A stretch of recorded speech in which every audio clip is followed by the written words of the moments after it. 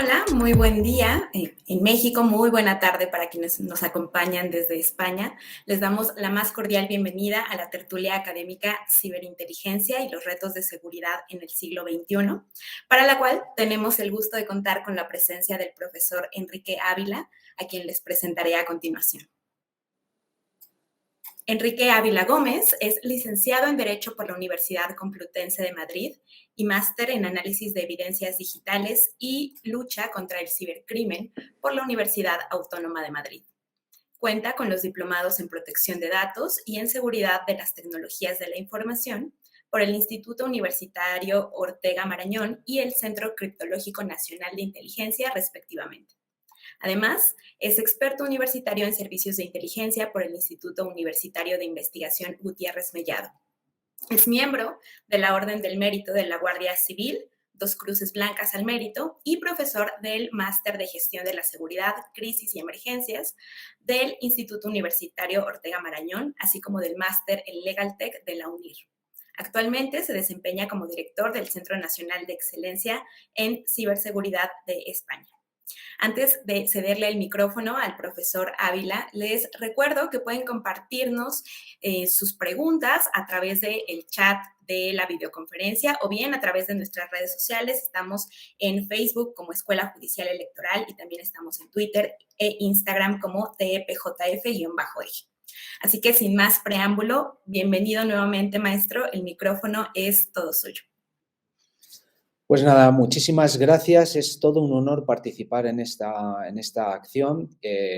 Realmente cuando me contactaron, me sentí absolutamente abrumado, ¿no? por poder participar en un evento como este, donde vamos a intentar explicar una serie de conceptos complejos y vamos a intentar describir una visión del mundo, ¿no? Por poner en contexto, además del cargo o en vez del cargo con el que se me ha invitado, mi actividad laboral se desarrolla en la Guardia Civil de España y soy el director del Centro de Análisis y Prospectiva de la Guardia Civil. Lo de análisis más o menos se suele entender, lo de prospectiva se suele entender menos. Y es importante entender este segundo concepto porque es el que va a llevar el hilo conductor de la exposición que voy a hacer. Está muy relacionado con asuntos de inteligencia de índole estratégico y no operativo. La prospectiva, que es un término que viene del mundo francés, el mundo anglosajón no maneja ese concepto, o por lo menos no lo maneja de la misma manera.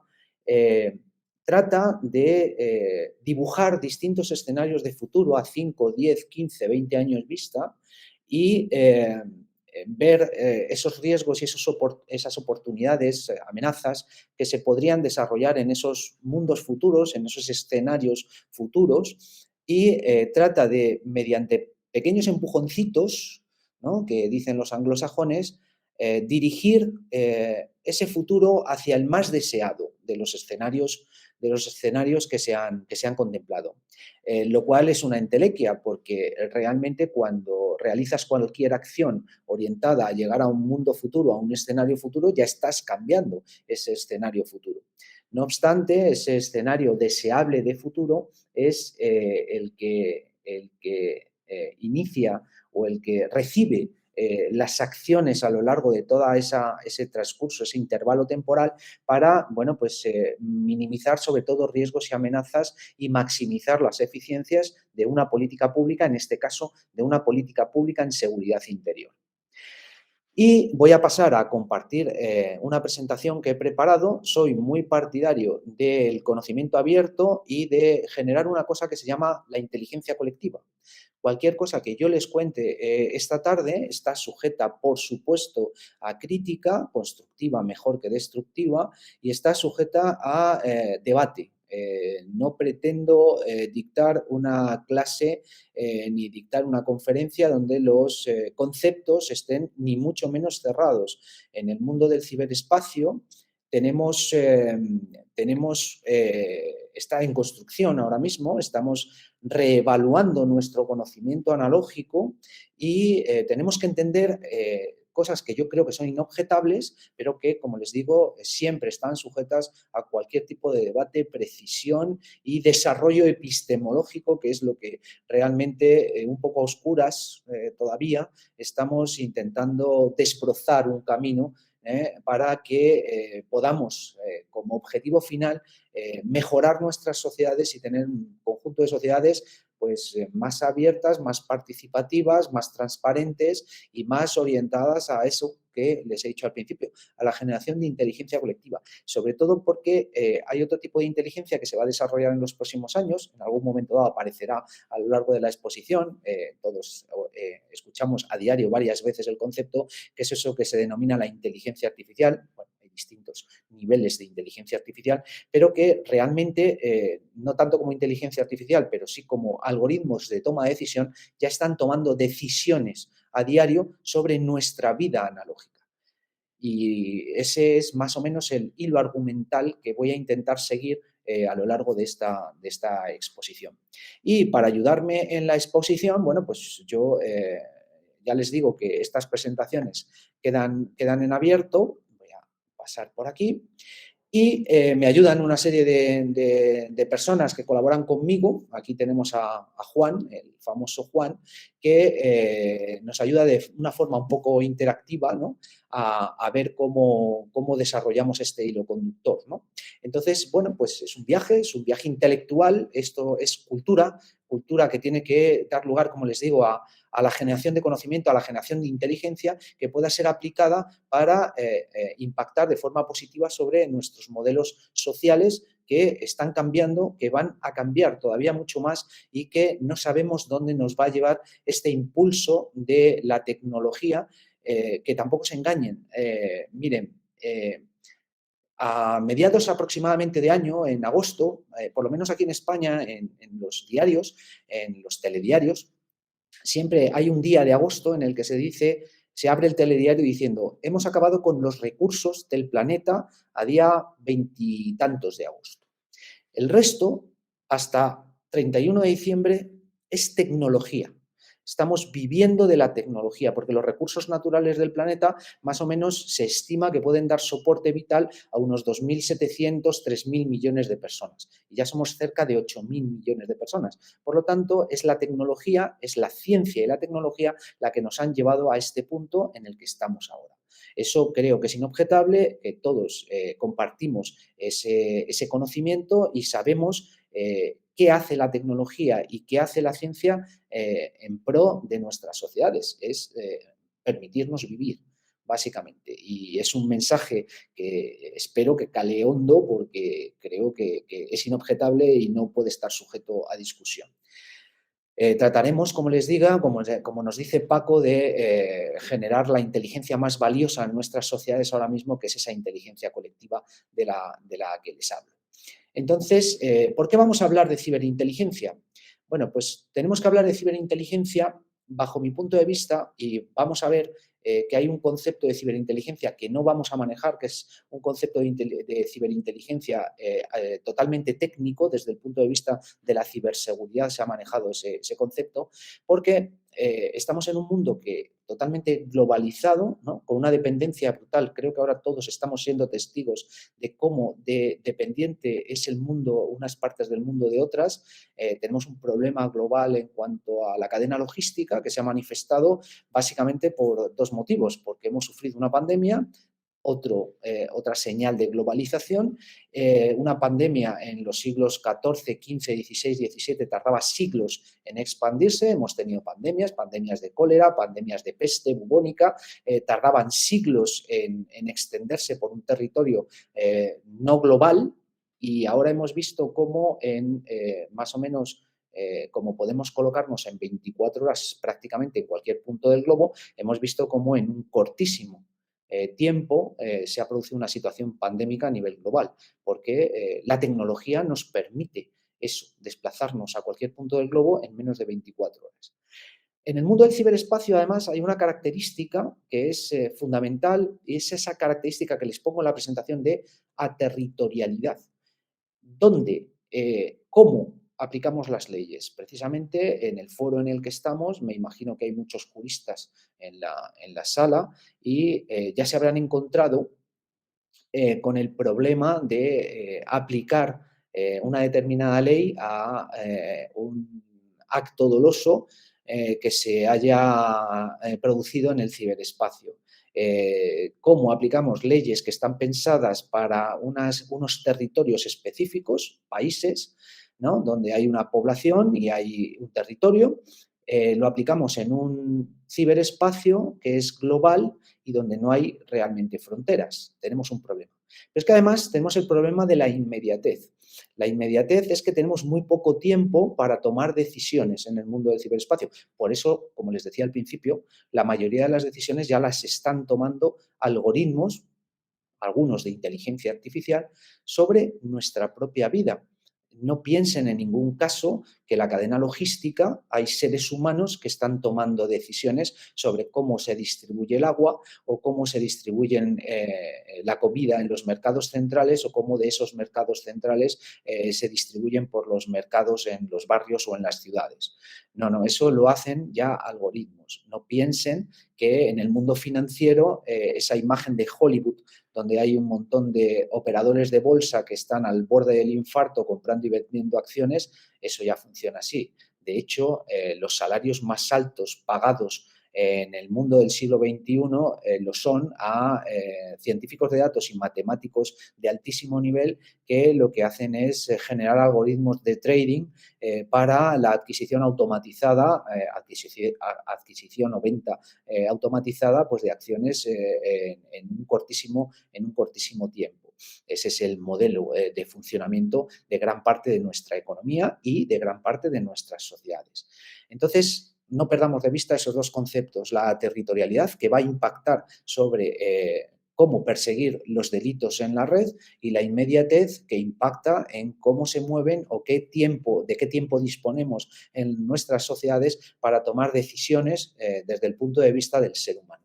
Porque el ser humano está bien diseñado, muy bien diseñado, para trabajar en multiproceso simétrico paralelo. Tenemos 100.000 millones de neuronas y somos bípedos, vemos avanzar una fiera que viene a por nosotros y que está físicamente mejor dotada que nosotros, es decir, vamos a ser su víctima, ¿no? No somos en la cúspide, en la cadena trófica, en un mundo natural, y sin embargo somos capaces de coger un palo del suelo o de verlo a distancia, correr y subirnos a un árbol y ponernos a salvo o manejar el fuego para ahuyentar a la fiera, ¿no?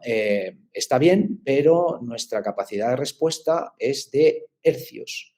La velocidad a la que respondemos frente a los estímulos externos es de hercios, porque tenemos conexiones sinápticas que son electroquímicas, no eléctricas. Y estamos bien diseñados para eso, pero resulta que el mundo del ciberespacio y las sociedades complejas en las que ahora mismo desarrollamos nuestra vida necesitan decisiones en velocidades de megahercios o terahercios. Y eso está fuera del alcance de los seres humanos. Por eso el tema de la inmediatez también es un tema que tenemos que interiorizar y tenemos que conocer y saber cómo impacta en nuestra vida, tanto individual como colectiva. Por eso vamos a hablar de este tema y vamos a ver cómo conecta con ese concepto de ciberinteligencia que vamos a manejar. Aquí en esta diapositiva, que me parece, sí, exactamente, es la que tienen ustedes ahora mismo, en esta diapositiva precisamente les pongo de qué no hablamos. ¿Qué considera la OTAN y nuestro Centro Criptológico Nacional en España, que es una división del Centro Nacional de Inteligencia?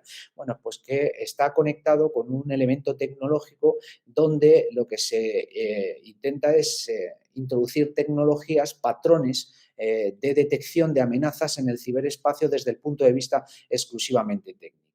De tal manera que podamos atribuir una fuente, que podamos hacer una trazabilidad de una amenaza y podamos decir, pues han sido los rusos, los chinos, los americanos o los españoles, ¿no? Los que han generado este problema. Entonces, eso es el concepto de ciberinteligencia que se maneja desde el punto de vista militar, desde el punto de vista de los servicios de inteligencia, pero aquí no, aquí vamos a extender ese concepto y lo que vamos es a conectar lo que es el mundo analógico con el mundo digital, con el ciberespacio, porque resulta que otra cosa que creo que tenemos que asumir es que gran parte de nuestra vida, aparte de depender del ciberespacio, ya se desarrolla en el ciberespacio. Leía el otro día artículos relacionados con esto que parece que ha inventado Zuckerberg, pero que ya lleva en el mercado desde hace bastante tiempo, ¿no? Que son los metaversos, lo que ahora se llama metaverso, que eran universos cibernéticos bueno, recibían otros nombres, ¿no? Universos virtuales, etcétera, etcétera, etcétera. Bueno, le han puesto un nuevo nombre y parece que es algo novedoso. Si salimos de nuestra propia burbuja de conocimiento, yo tengo una edad y obviamente no me dedico gran parte del día a los videojuegos, aunque sí utilizo las redes sociales y sí utilizo lo que son los sistemas de mando y control, que muchas veces se equivocan. El WhatsApp es un sistema de mando y control, las redes sociales son otra cosa, pero el caso es que estamos permanentemente conectados. Pero la gente que ya ha nacido con la tecnología, los nativos digitales, pasan gran parte de su vida y conceptualmente su metaverso particular es un core de su propia vida. Bien, es cierto que dependemos todavía de ese mundo analógico, pero no perdamos de vista ese modelo ciber, ese modelo híbrido, ¿no? Entre analógico y digital, donde ya las nuevas generaciones desarrollan gran parte de su conocimiento, de su vida y más tecnología que se va a introducir en los próximos años, cuando decida el mercado, básicamente, porque la tecnología está bastante desarrollada de lo que es realidad aumentada y todo lo que rodea a la realidad aumentada, conectada además a la inteligencia artificial. Por eso les digo que me parece un concepto que, aunque proviene de este mundo, es un concepto demasiado cerrado y demasiado orientado hacia las ciberamenazas, cuando el concepto de ciberinteligencia debería, bajo mi punto de vista, ampliarse, y esto está, por supuesto, sujeto a debate o a utilizar otro concepto. Porque eso es de lo que estamos hablando, lo que les pongo en esta diapositiva, es algo mucho más complejo, donde hay unos actores que ya no son actores políticos clásicos. Ahora los estados, la mayoría, el 90% quizá de los estados del mundo son bastante menos poderosos que los que proveen los servicios over the top, sobre la red, en modelo de red social, en modelo de sistema de mando y control, de comunicaciones avanzadas, de todos esos escenarios que, bueno, pues las redes sociales, esos foros, esos blogs, toda la dark web, la deep web, toda la web conocida, todos los servicios que se nos ofrecen, y sobre todo el tema de IoT, la cadena logística, los servicios energéticos, etcétera, de energía, no energéticos, de energía, que básicamente gracias a los que llevamos la vida que llevamos y tenemos las comodidades que tenemos. Porque nuestra sociedad es una sociedad que avanza, ya lo es, y va a avanzar todavía más rápidamente hacia la hipertecnologización. Y a mí me gusta exponer esa hipertecnologización como un juego de ajedrez, ¿no? Lo que pasa es que borren de su mente el juego bidimensional e imagínense un tablero multidimensional, que no digo tetradimensional, digo multidimensional. Es un concepto que se maneja en ciencia física de forma natural, ¿no? Lo que pasa es que no lo podemos representar en nuestra mente, porque como mucho podemos representar 4 dimensiones, incluyendo la temporal, pero matemáticamente se maneja de forma natural la multidimensionalidad, ¿no? Pero es que además esas piezas no tienen unas reglas estrictas de movimiento, se mueven en función de dinámicas que se van desarrollando de forma dinámica, y valga la redundancia, y que, bueno, pues quizá sería analógicamente como un mundo cuántico, ¿no? También, ¿no? Donde cuando tú puedes saber, no puedes saber al mismo tiempo la posición de una partícula y su momento, hacia dónde va. Si sabes uno, pierdes la posibilidad de la otra, pero además cualquier cosa que ocurre en este punto del universo impacta sobre otro punto del universo. Está todo interconectado de alguna manera. Y las piezas además mutan. O sea, un caballo se transforma en un alfil se transforma en una torre, y además hay infinitas piezas con infinitos tipos de movimiento.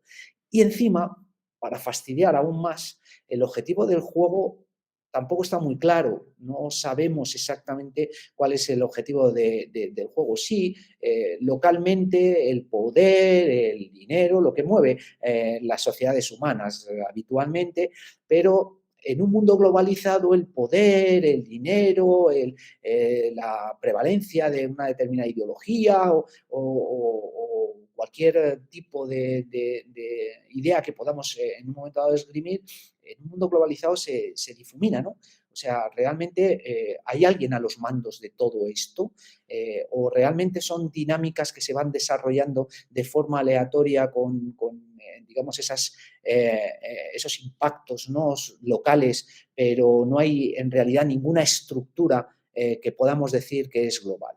Son preguntas más que respuestas, como ven, que les traslado para que abramos un modelo de pensamiento, ¿no? Porque al final, pues lo que les decía al principio, esto es un modelo de dependencia tecnológica. Dependemos de la tecnología y dependemos físicamente de la tecnología. Si mañana nos quedásemos sin tecnología, si sufriésemos, por ejemplo, un blackout o sufriésemos lo que estamos sufriendo ahora, fíjense el escenario en el que nos estamos moviendo.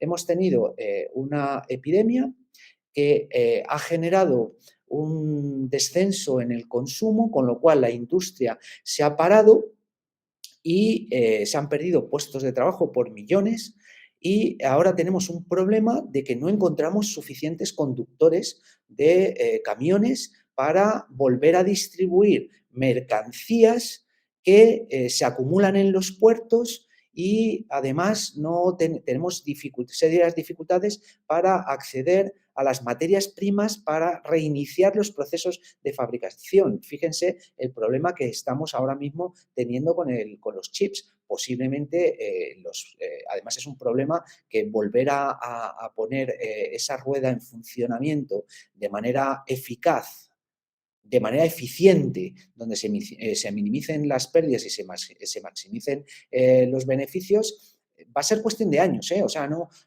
va a ser fácil volver otra vez a que la rueda gire como estaba girando con anterioridad. Generamos un modelo que es muy dependiente de unos de otros, zonas geográficas, zonas geopolíticas diferentes, y eso en un momento dado, bueno, pues hace un modelo complejo, un modelo difícil de descifrar y un modelo interdependiente. Pero es que incluso nosotros como seres humanos en esa interacción que tenemos con el ciberespacio, estamos creando eso que algunos científicos, me gusta mucho el concepto, han denominado el supracórtex colectivo. Si estuviésemos interaccionando, yo ahora mismo les estaría preguntando que cuántos de ustedes se acuerdan de más de 4 números de teléfono de contactos, ¿no? Contactos cercanos, contactos necesarios, incluso para su actividad laboral o para sus relaciones interpersonales, ¿no? O ¿cuántos de ustedes serían capaces ahora mismo de orientarse en una gran ciudad mientras van conduciendo como se hacía antes? Es decir, bajando y preguntando, sin tener un navegador a disposición. ¿Tendríamos un problema? Yo creo que tendríamos un problema. El conocimiento ahora mismo reside básicamente en la red y no memorizamos nada. Y además tenemos una capacidad de almacenamiento bastante limitada. Por lo tanto, es fácil, sencillo y acudimos a la red para disponer de lo que es esa memoria, que no digo la generación de conocimiento, digo de la disposición de la memoria, en ese supracórtex colectivo que realmente, ya les digo, me parece inspirador, ¿no?, el concepto. Y entonces yo me pregunto si, además de esa dependencia, no lo habremos convertido en adicción. Desde luego, para las personas, sin duda, mi respuesta ahora mismo es positiva. Ya se tratan y se habla siempre de los más jóvenes, ¿no?, como adicciones sin sustancias, ¿no? Esas adicciones a los juegos, esas adicciones a recibir un like, ¿no? Esa necesidad de contar con el reconocimiento social o de tu microsociedad, que puede ser global, ¿no? Y cómo impacta en la salud psicológica. Pero les propongo un juego, ¿no? les propongo el juego de que apaguen sus terminales inteligentes. Por favor, no les llamen teléfonos móviles porque es un problema conceptual, porque al final eso redunda en la seguridad de nuestro entorno. Si ustedes creen que llevan un teléfono en el bolsillo, creen que llevan algo con lo que pueden hablar y nunca hablan con él o muy pocas veces hablan con él, en vez de llevar una máquina que tiene capacidad de almacenamiento, de interconexión y de computación, y eso genera riesgos en cuanto a los datos que maneja. Pero, como les decía, ahora mismo a nivel global también se pagan astronómicos salarios para generar una cosa que se llama engagement, es decir, nuestra necesidad de mantener la atención sobre determinados contenidos. Ahora mismo hemos asistido a esas declaraciones de la empleada de Facebook, ¿no?, en el Congreso, donde hacía mención a esta acción, porque al final esto genera recursos, genera beneficios, ¿no?, para la compañía que logra mantener la atención sobre sus productos o servicios. Es nuestro modelo económico, tampoco es nada nuevo, pero sí es nuevo la posibilidad tecnológica de impactar individualmente sobre cada ciudadano o ciudadana, cuando antes los medios de comunicación masiva, bueno, pues podías hacer acciones reputacionales o acciones de influencia, pero no estaban segmentadas, no estaban segmentadas individualmente. Bueno, ahora se pagan, como les digo, los más astronómicos salarios. Qué pena de inteligencia que no esté siendo aprovechada, por ejemplo, para viajar a las estrellas o generar motores hiperatómicos, ¿no?, que aparecen en las novelas de ciencia ficción, sino que están siendo orientadas hacia la generación de procesos de engagement para que eso, suframos, por ejemplo, si no estamos recibiendo notificaciones push en nuestros terminales móviles. Ya les digo, les reto a apagar sus móviles y ver qué sienten cuando están media hora, 1 hora, 2 horas sin recibir una notificación y se sienten desconectados del mundo. Esto en cuanto a lo que son escenarios individuales, ¿vale? Entonces, bueno, esto es lo que les contaba antes, por lo tanto, pasamos de diapositiva y vamos hacia algo que es fundamental antes de entrar en materia, y es la necesidad de talento, de unificar talento y tecnología en este nuevo escenario. El talento se ha ido desarrollando como Internet, ¿no?, de forma granular y de vez en cuando pues, ha generado explosiones, ¿no?, con una nueva tecnología, con un nuevo servicio, con algo que ha impactado social y globalmente, bueno, pues como el tema de las redes sociales o como el tema de las comunicaciones con sistemas de mando y control diseminados por individuos, ¿no?, por los ciudadanos y las ciudadanas, ¿no? Entonces, eso es algo que no ha estado en poder de las personas individualmente consideradas en ningún momento de la historia. No era posible acceder a ese conocimiento en el supracórtex colectivo, no era posible acceder a tanta información como lo es ahora. Ya saben, el proceso ese que se denomina de infoxicación, ¿no?, donde somos prácticamente incapaces de poder determinar, y eso sí va a impactar contra ese concepto de ciberinteligencia, ¿no? Somos incapaces de determinar qué información es relevante para nuestros procesos de toma de decisión. Hay que entrenar a personal especializado para que sean capaces de validar y valorar la confiabilidad de una determinada fuente para un determinado objetivo que se trata de resolver o de analizar, ¿no? Paso y ya es cuando empezamos con lo que es la inteligencia, ¿no?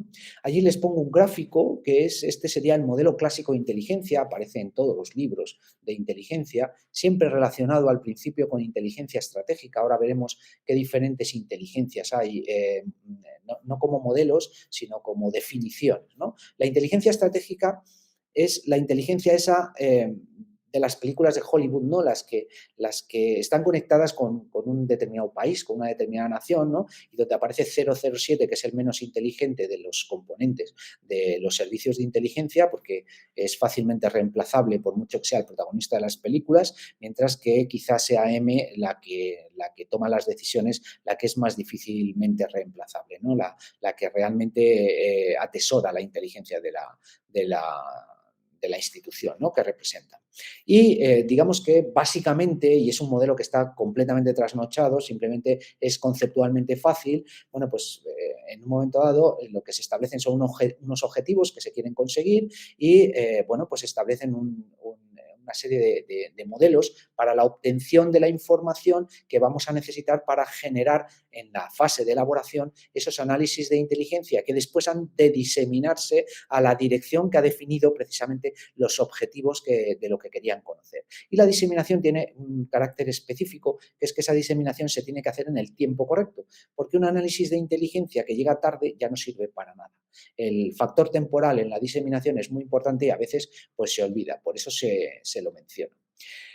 En cuanto a la inteligencia económica, bueno, pues es una inteligencia que la inteligencia estratégica en un momento dado pega el salto a las grandes corporaciones, a las grandes empresas y empieza a tomar derroteros propios y ahí es donde empieza a impactar muchísimo la tecnología, porque se empiezan a implantar modelos tecnológicos para maximizar eficiencias, ¿no?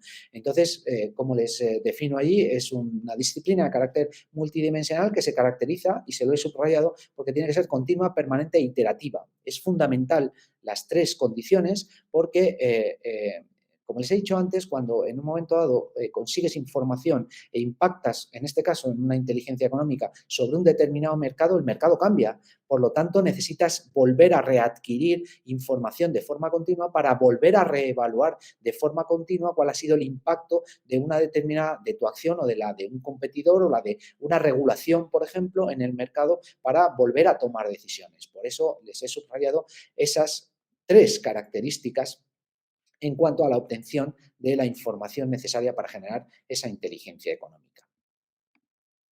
En cuanto a la inteligencia competitiva, bueno, pues ahí se la defino, es un conjunto de acciones coordinadas también, es decir, tiene que desde distintos ámbitos de una determinada empresa, porque aquí estamos, empresa o institución, porque las instituciones también compiten por los presupuestos o compiten para expulsar a otra institución que compite con ella en el mercado, o sea, no nos olvidemos también de eso, pero bueno, normalmente hablamos siempre de empresas, ¿no? Entonces, bueno, pues búsqueda, tratamiento, el tratamiento es el filtrado, la clasificación, el análisis, la distribución, que ya hemos hablado antes, la diseminación, la comprensión, muy importante, si no comprendes el producto o las implicaciones del producto de inteligencia, que es el informe de inteligencia, no puedes tomar decisiones estratégicas, la explotación y la protección de la información obtenida, la protección de la información. Ahí es donde vamos a pegar un salto cualitativo desde el mundo analógico hasta el mundo ciber, porque por un lado es más fácil proteger un activo digital que un activo analógico. Proteger un folio de papel con un sello que ponga confidencial, convendrán conmigo en que lo que atraerá será todas las miradas. De hecho, si no recuerdo mal, los dos últimos directores del MI6 británicos han sido cesados, uno de ellos, y no me estoy equivocando, porque no tuvo en cuenta que la tecnología actual, las cámaras con las que se hacen las fotografías los periodistas, tienen tal resolución que a 50 metros llevaba un papel que ponía top secret en la parte de arriba de la carpeta que portaba y se podía leer perfectamente el contenido del documento con una fotografía hecha desde una distancia considerable. Una mala evaluación del riesgo en un mundo analógico digital por parte del director del MI6, que por cierto, como les digo, le costó el puesto, ¿no? Entonces, fundamental, la información tiene que ser obtenida de modo legal, no se pueden utilizar ninguna táctica ilegal, ninguna táctica que vulnere la ley para obtener información, es decir, tú no puedes contratar a un grupo de hackers para que a la empresa de la competencia le entren y consigas su memoria económica o sus planes de expansión del año siguiente y, claro, esa información tiene que ser útil para los actores económicos de la organización, ¿no?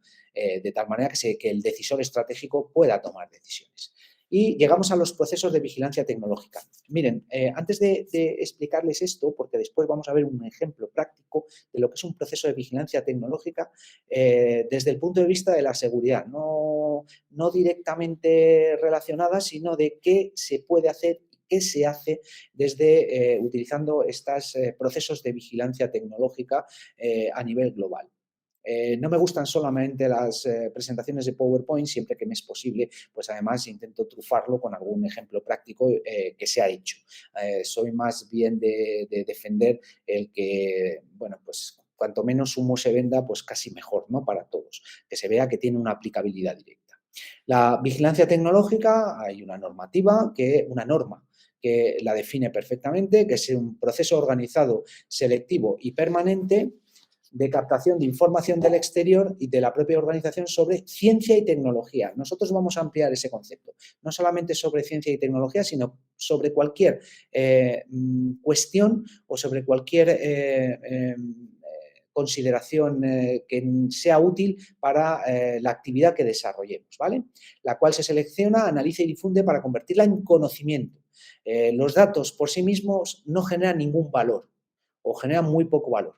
Los datos hay que analizarlos, hay que trabajar con ellos para convertirlo en conocimiento. Y si además tenemos las estructuras suficientemente maduras, ese conocimiento terminará convirtiéndose en inteligencia. Y la inteligencia nos permitirá conectar con eso que les he hablado al principio de la prospectiva. Si somos capaces de determinar o de dibujar una serie de escenarios futuros y tenemos el conocimiento y la inteligencia a nuestra disposición, es muy probable que seamos capaces, por lo menos, de dirigir con cierta posibilidad de éxito las acciones y las decisiones que tomemos hacia el futuro más deseado por mis intereses, los que sean. ¿Vale? Y tenemos que hablar entonces de dónde provienen los datos, dónde son los tipos de fuente que hay en Internet. Pues el trabajo del analista pues es eso, pues extraer fuentes abiertas, que son las que todos conocemos. Quien no ha hecho un trabajo académico o quien no ha hecho en un momento dado un análisis sobre cualquier aspecto de interés de índole académico o jurídico, ¿no? Las fuentes cerradas, que son las que no son accesibles desde fuera de una organización, pero que consolidan un conjunto de conocimientos y un conjunto de experiencias junto con las fuentes abiertas que permiten generar un conocimiento mucho más orientado hacia esos procesos de toma de decisión. Y después hay fuentes ocultas, y esas fuentes ocultas pues, pueden ser desde la Deep Web o cualquier otra fuente que sea difícilmente accesible por métodos más o menos clásicos, ¿no? Bueno, pues fuentes abiertas son fuentes de acceso libre, no tienen restricciones habitualmente a las mismas, son indexadas por los grandes buscadores, lo cual induce ya un riesgo para el analista, que es que los indexadores son algoritmos complejos que tienen sesgos y que tienen sesgos que muchas veces quedan ocultos para las personas que utilizamos los buscadores, que somos todos en este mundo global que nos ha tocado vivir. Imagínense la siguiente situación. Yo vivo en un barrio marginal de una ciudad de España. Esto ha sido comprobado, ¿vale? No es algo que me hayan contado.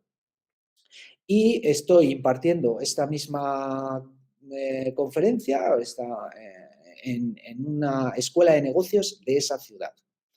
Y esa escuela de negocios es una escuela de negocios muy VIP, muy inaccesible para cualquiera que no esté conectado con la sociedad más poderosa de esa gran ciudad y de una comunidad autónoma, ¿no?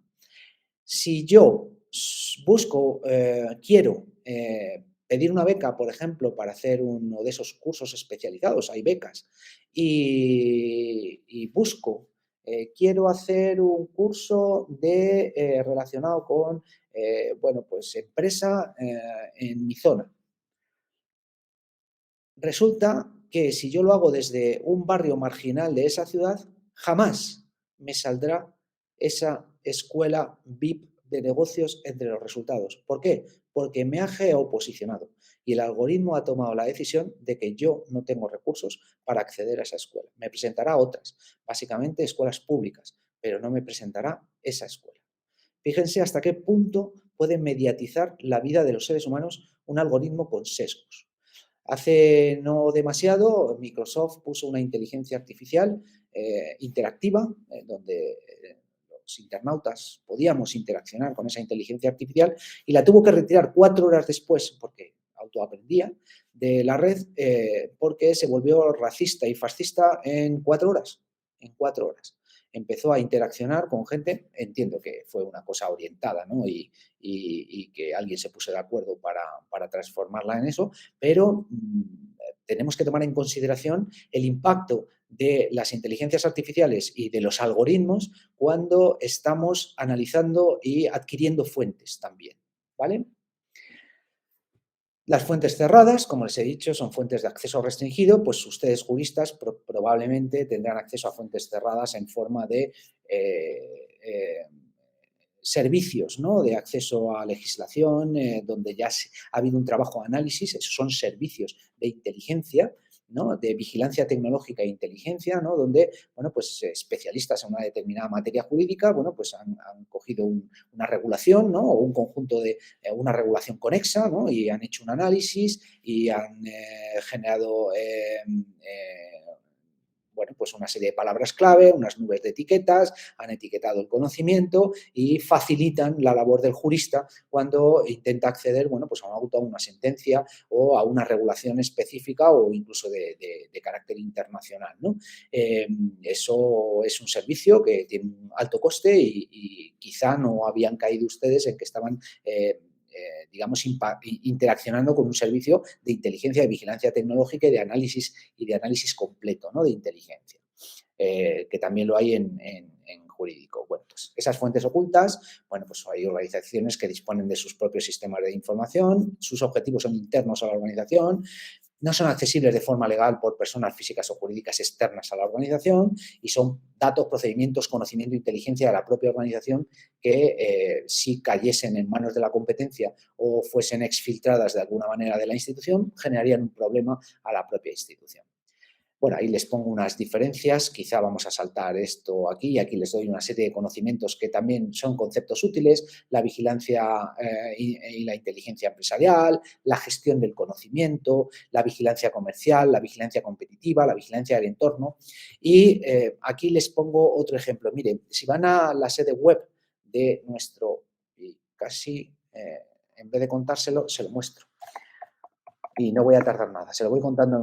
Soy capaz, creo, de hacer 2 cosas, así que se lo voy contando. Estuve trabajando en nuestro Tribunal Constitucional durante 5 años en un proyecto donde se generó un tesauro y se introdujeron los primeros servicios de inteligencia semántica, hasta donde yo sé, en España, ¿no? Para ayudar precisamente a los juristas bueno, pues a llegar exactamente a donde tienen en un momento dado la información que les es de utilidad en un determinado, en una determinada acción jurídica ante el Tribunal Constitucional.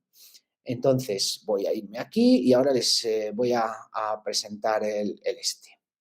Voy a coger esto, sí, y voy a dejarles de compartir un segundo la pantalla y les voy a compartir otra pantalla, otra pestaña. Aquí, este, vale. Ahora veo que lo están viendo y ahora están entrando a la sede de nuestro Tribunal Constitucional. Claro, cuando yo participé en este proyecto no tenía porque han pasado 10 años, ¿no? Era algo un poco más pedestre, ¿no? Pero esto sí que ya decidimos que iba a ser así. ¿Ven ustedes una cosita que pone ontología semántica aquí a la derecha? Pues cuando entran en ontología semántica van a ver un sistema de planetoides, donde hay una serie de conceptos, ¿no? Ya predefinidos y vamos a navegar un poquito por ellos. Entonces, dentro de esos conceptos aparecen subconceptos, ¿no? Donde, pues, vamos bajando en los sistemas planetarios hasta el concepto, por ejemplo, conexión entre el poder público y el servicio privado. Y entonces, bueno, pues podemos en un momento dado, ahí tenemos una resolución y podríamos acceder a la resolución que tiene ese descriptor y esas voces, ¿no? Esas voces del tesauro, ¿no? Voy otra vez a compartirles la presentación. Como ven, lo que hicimos fue intentar facilitar, utilizando algoritmos complejos y tesauros muy desarrollados, el acceso de los juristas a lo que sería el conocimiento del propio Tribunal Constitucional. Voy a compartirles la presentación, disculpen un segundo y ya les comparto otra vez la presentación. Aquí tenemos la presentación. Entonces, bueno, pues fue un trabajo de años, porque definir las series documentales en un tribunal constitucional, definir el tesauro de voces, fueron miles de horas de reuniones y de discusiones con expertos en la materia para, digamos, ser eficientes en cuanto al acceso a lo que serían esas sentencias y autos del Tribunal Constitucional de aplicación en cualquier recurso que se presentase por parte de cualquier jurista ante el Tribunal Constitucional. Como ven, estas cosas se aplican. Es lo que sobre todo quiero que saquen de esta charla, ¿vale? Entonces, bueno, ahí hay una serie de competencias compartidas entre la vigilancia tecnológica, la inteligencia competitiva y la inteligencia económica. Como ven, la vigilancia tecnológica en su sentido más restrictivo solamente es la parte de la información. Ahí pone científica y técnica, ya les digo que yo ampliaría ese concepto porque es ampliable, ¿no? Y aquí tenemos el business intelligence, que proviene de la parte de las empresas, etcétera, etcétera, y donde la tecnología se ha aplicado de forma masiva para extraer patrones de comportamiento humano, por ejemplo, ¿no? Es exactamente cuando estamos navegando por Amazon, bueno, pues el algoritmo está grabando todo lo que hacemos y es capaz de intuir qué es lo que buscamos y qué es lo que necesitamos, ¿no? Y nos lo presenta, y a partir de ahí sufrimos un intenso bombardeo hasta que lo compramos, ¿no? Supongo que todos hemos sido receptores de ese intento de bombardeo, ¿vale? Entonces, bueno, pues los estados realizamos acciones para, bueno, pues mitigar riesgos y amenazas relacionados con ese mundo complejo que les he descrito. ¿Qué riesgos y amenazas? Bueno, pues fundamentalmente la cadena logística. ¿Qué hubiese pasado o qué nos hubiese pasado? En España tuvimos todos los servicios a pleno funcionamiento durante todo el tiempo que estuvimos metidos en casa. La cadena logística siguió funcionando sin graves alteraciones. Ya vemos que cuando se globaliza tenemos un problema porque como la economía está globalizada, se producen interacciones entre distintos estados, distintas áreas geopolíticas y digamos que incluso el propio desarrollo de la pandemia según las zonas mediatiza la posibilidad de mantener esa cadena logística que es muy fina y que es la que asegura que podemos realizar las acciones que realizamos a diario de forma continuada y de forma eficiente todavía en funcionamiento, ¿vale? Creo que vamos a ver cuál es nuestra dependencia de esos algoritmos y de esos procesos de toma de decisión y de esas cadenas de suministro en los próximos meses. Vamos a ser muy conscientes de qué es lo que, de cómo de importante es para el desarrollo de nuestra vida. Porque además esa acción del Estado está condicionada siempre porque esa globalización del mundo, la territorialidad, la aplicación de las leyes, la pertenencia a esa sociedad global y sobre todo el poder de los actores no estatales, que como les decía al principio, ahora mismo las 10 principales empresas a nivel global, digamos que manejan más recursos de tipo económico que el 90% de los países. Son actores fundamentales, porque además son, digamos, los dueños de los servicios. Los estados tienen que negociar en un momento dado, pueden regular, claro, pero ya vemos que muchas veces tienen que negociar con estos actores no estatales para que todo fluya y se desarrolle de la manera correcta, ¿no? Y les voy a contar una experiencia real desarrollada durante esta época pandémica de para qué sirven estas cosas, ¿no? Voy a volver atrás. Miren, nosotros tenemos en la Universidad Autónoma de Madrid, bueno, es que va por tiempo, supongo. Tenemos en la Universidad Autónoma de Madrid, diseñamos una estructura de inteligencia y ya la dejo pasar. Entonces, si ven ustedes aquí, tenemos de derecha a izquierda una un centro de inteligencia en ciberseguridad, que es el Centro Nacional de Excelencia en Ciberseguridad, que dirijo, una unidad de inteligencia estratégica, la unidad de estudios estratégicos e inteligencia, la inteligencia clásica, la Escuela de Inteligencia Económica, que es, digamos, que opera en el marco de riesgo país en cuanto a inteligencia económica, de ciencias forenses y criminológicas, porque de ahí dependía al principio el instituto, y la inteligencia jurídica. Estamos en un foro jurídico. La inteligencia jurídica es fundamental, porque al final, ¿quién dicta las reglas del juego? ¿Dónde se pueden provocar los mayores daños desde el punto de vista social o dónde pueden imperar unos intereses sobre otros? Cuando se están redactando las leyes, cuando en un momento dado se promulgan las leyes. El tema de la inteligencia jurídica, aún poco estudiado y menos desarrollado, porque no me pregunten por qué, pero los juristas tenemos poca tendencia, sobre todo cuando hay tecnología de por medio, ¿no? Y ahora les explico dónde interviene la tecnología para incorporarla a nuestros procesos de pensamiento y de toma de decisión.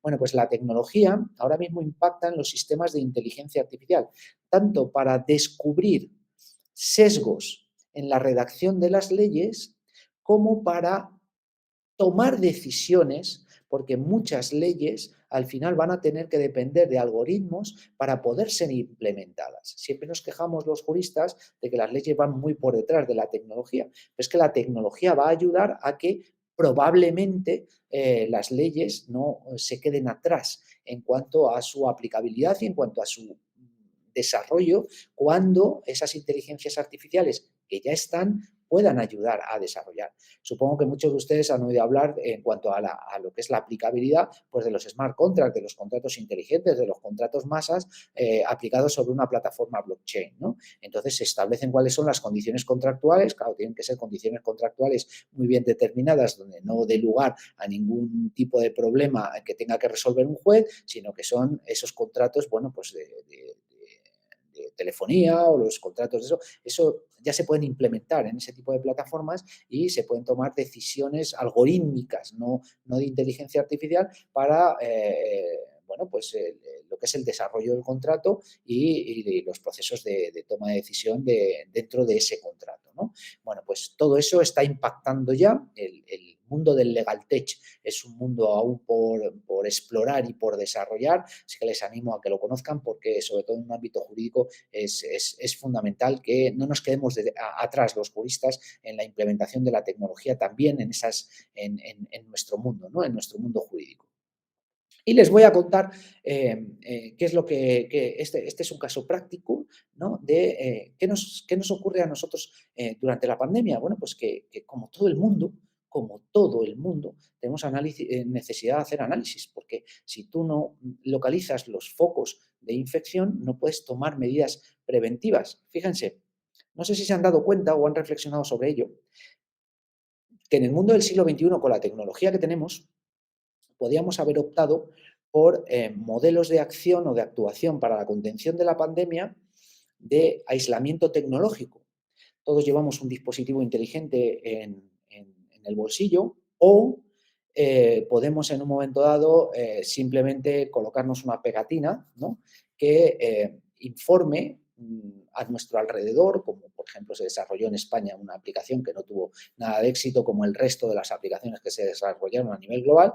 Podríamos haber optado por el confinamiento electrónico, porque confinamiento es que informe a tu alrededor, tu propio terminal, de que estás infectado, ¿no? Eso es un confinamiento electrónico.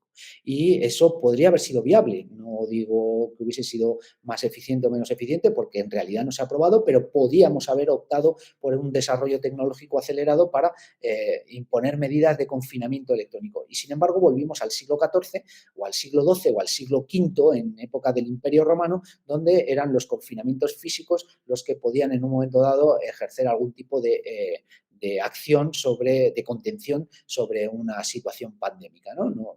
No optamos por temas de derechos humanos, de salvaguarda de intimidades, etcétera, etcétera, que no me voy a poner a valorar. Eso es sujeto de tesis doctorales y será sujeto de muchas más tesis doctorales en el futuro, ¿no?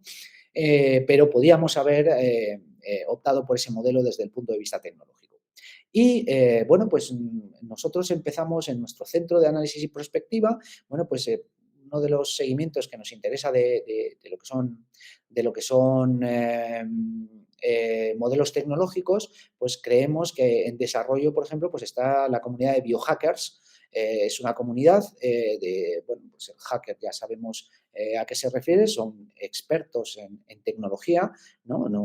Los hackers no tienen por qué ser buenos o malos, son expertos en tecnología, después lo que hagan con ellos lo que los dirige hacia un lado o hacia otro, y en este caso en tecnología biomédica. Se están haciendo cosas tremendas, porque ahora mismo es manejar, por ejemplo, ADN es un laboratorio que puedes reproducir en una casa por un coste estimado de 10.000, 15.000, 20.000 euros. No creo que vaya mucho más allá de eso, ¿vale?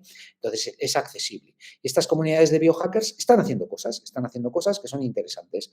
Y también, bueno, pues pueden ser riesgos y amenazas. Por lo tanto, bueno, pues se mira qué es lo que hacen y si tiene alguna utilidad. Entonces, ¿qué es lo que desarrollamos? Pues una estrategia de que por nuestro despliegue pues nosotros podíamos ser vectores de infección y sensores de infección y dijimos, pues vamos a ver si podemos diseñar un dispositivo de análisis de PCR en proximidad, ¿no? En vez de tener que desplazar las muestras a laboratorios centrales, que es un procedimiento logísticamente muy costoso, pero además no accesible, además por muchas razones y por muchas comunidades, y encima logísticamente también peligroso, porque si se pierden muestras o si en un momento dado puedes generar un nuevo foco, ¿no? Entonces, bueno, pues vamos a llevar a la proximidad el análisis de PCR. Y dijimos además que teníamos que fabricarlo con elementos nacionales porque se había interrumpido la cadena de suministro, debía ser un dispositivo altamente escalable, fácilmente reproducible, compatible con cualquier kit de reactivos y usable frente a posibles mutaciones posteriores, ¿vale? Determinamos cuáles eran, que básicamente lo que les estoy describiendo ahí es un PC desde el punto de vista conceptual. Y entonces nosotros con los sistemas de vigilancia tecnológica que manejamos en nuestro centro de análisis, pues que hacemos vigilancia de biohackers, pues vimos que un grupo de biohackers japoneses había desarrollado una termocicladora, que un grupo de biohackers neozelandeses había desarrollado un transfluoroscopio y que un grupo de biohackers americanos había desarrollado un robot para la preparación de muestras. Todo con hardware libre. Estaban los planos publicados, etcétera, etcétera. Si tú sabes que para hacer un análisis de PCR necesitas un dispositivo que utiliza una termocicladora y un transfluoroscopio y para preparar las muestras necesitas un robot de preparación de muestras que básicamente les digo que es una impresora 3D modificada. No tiene más tecnología que eso. Y sin embargo son aparatos carísimos desde el punto de vista biomédico. Bueno, pues es una impresora 3D modificada. Bueno, pues los planos de todo eso estaban publicados y accesibles. Y ese es el resultado. Tenemos un dispositivo que ahí ven, no sé si ven el cursor, ahí está la termocicladora, tiene un sistema de videoconferencia integrado, tiene el transfluoroscopio ahí dentro, con una cámara de un móvil de alta resolución, y lo que hicimos fue desarrollar un software específico de detección de imágenes, y este cacharrito pues logra detectar 50 cadenas de ARN en una solución, suficiente como para dar un positivo o negativo en un experimento, o no en un experimento, una detección de PCR. Y entonces aquí llega nuestra amiga Laura, ¿no? Y ahora vamos a pasar a la parte de ciberseguridad, porque habrán visto que ese dispositivo que hemos fabricado está interconectado, como todo lo que ahora mismo funciona en nuestras cadenas logísticas, nuestras cadenas de suministro o nuestros procesos industriales. La máquina fundamental para, digamos, lo que es la generación de una sociedad compleja se llama torno fresador. Es con lo que se hacen los tornillos, con lo que se hacen las tuercas, con lo que se hacen las piezas metálicas. Eso es un torno fresador. En el siglo XXI los tornos fresadores están conectados a Internet y por lo tanto son vulnerables y atacables. Y entonces llegamos a la parte ciber, de la parte de inteligencia y cómo implementamos toda esa tecnología, pero la tenemos que implementar de forma segura en todos nuestros procesos, tanto de toma de decisión como nuestros procesos de fabricación, logísticos, etcétera, etcétera, etcétera. Y aquí nos vamos a encontrar ante un caso que estoy seguro que reconocemos todos, porque Laura es una persona como cualquiera de nosotros. Y Laura trabaja en una consultoría, ¿no? Precisamente de una empresa de ciberseguridad, ¿vale? Y es ella la que se encarga de la ciberseguridad de la empresa de ciberseguridad. El resto son consultores. Y entonces, ahí verán unas siglas que es ENS. En España tenemos una cosa que se llama el Esquema Nacional de Seguridad, que básicamente para los expertos en la materia es una ISO 27000, que es, digamos, la normativa de ciberseguridad a nivel internacional, aplicada o, digamos, dirigida a la protección de las administraciones públicas españolas, ¿vale? El Esquema Nacional de Seguridad. Bueno, pues resulta que Laura se ha dado cuenta de que de cumplimiento normativo, nada. En un foro de juristas entenderán que lo del cumplimiento normativo es importante y que cuando se dicta una norma se dicta con un determinado objetivo. Cuando estamos hablando, en este caso, de Esquema Nacional de Seguridad, el objetivo es hacer una red global desde el punto de vista país mucho más ciberresiliente, mucho más resiliente y mucho más cibersegura, ¿no? Pero bueno, una cosa es dictar la norma y otra cosa es la aplicabilidad de la norma. Y entonces, nuestra pobre Laura se encuentra en una situación en la que probablemente toda persona que haya trabajado en cumplimiento normativo se ha encontrado alguna vez. Ya se lo he informado al jefe o al responsable o a la jefa y digamos que me ha hecho luz de gas, no quiere saber nada del tema. ¿Nos callamos y nos encomendamos a la suerte o denunciamos ante el canal de denuncia de la empresa? Bueno, como soy yo el que llevo los mandos y soy un cobarde, pues me voy a callar, ¿no? Porque bueno, es lo que haríamos casi todos, porque al final tenemos hijos a los que mantener o tenemos necesidad de recursos y bueno, pues poca gente es valiente y denuncia realmente a la empresa por incumplimiento, ¿no? Entonces, esta empresa de ciberseguridad resulta que nos volvemos a encontrar a nuestro amigo Juan del principio y él es un director de una empresa con 3.000 empleados, una mediana, gran empresa, ¿no? Y que además es una persona concienciada y ha contratado a la empresa de Laura precisamente para cumplir la norma y estar más o menos ciberseguro.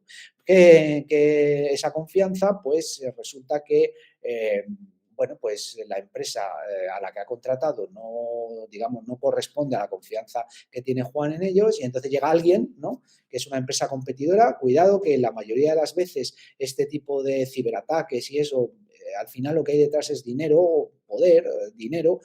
Pocas veces hay involucrados actores políticos clásicos, estados, etcétera, etcétera, etcétera. Es simplemente pues ganar un mercado en la mayoría de los casos, ¿no? Y bueno, pues han entrado en la empresa de Juan, nos está diciendo varias cosas sobre Juan y la empresa de Juan está muerta porque ha tenido un ataque de ransomware con éxito. Porque resulta que es que nuestro mundo, desde el punto de vista de la ciberseguridad y desde el punto de vista de la ciberinteligencia, es este.